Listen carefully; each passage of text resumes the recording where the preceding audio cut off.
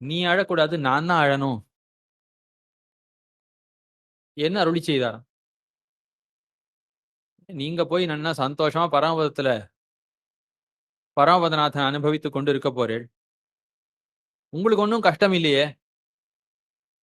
நான் தானே உங்களை இங்க இழந்து தவிக்க போறேன். பரம பாகவதராக இருக்கக்கூடிய ஸ்ரீ வைஷ்ணவராக இருக்கக்கூடிய உங்களை இழந்து தவிக்க போறேனே, நான் தானே அழணும். ஏன்னா அவனுக்கு அந்த குமாரனுக்கு நினைவு. தகப்பனார் சொன்னாராம், பரமபதத்துக்கு போனா பராசர பட்டர் திருநந்தாண்டகத்துக்கு வியாக்கியானம் சொல்றதையோ, புராணங்களுக்கு வியாக்கியானம் சொல்றதையோ, ஸ்ரீராமாயணத்துக்கு வியாக்கியானம் சொல்றதையோ கேட்க முடியாது. ஆகையால ஐயோ பட்டருடைய கோஷ்டியை இழந்து நான் அங்க போறேனே, பட்டர் காலக்ஷேபத்துல இனிமே அன்வைக்க முடியாதேன்னு நான் வருந்தனும். உனக்கு இன்னும் பல காலத்துக்கு பட்டருடைய காலக்ஷேப கோஷ்டியில் அன்வைக்கிற பாக்கியம் இருக்கு.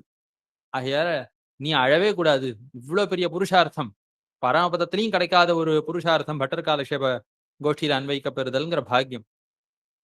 அது இருக்கக்கூடிய நீ அழலாகாது, நான் தான் அழணும் என்ன அந்த திருத்தகப்பனார் அருளி செய்தாராம்.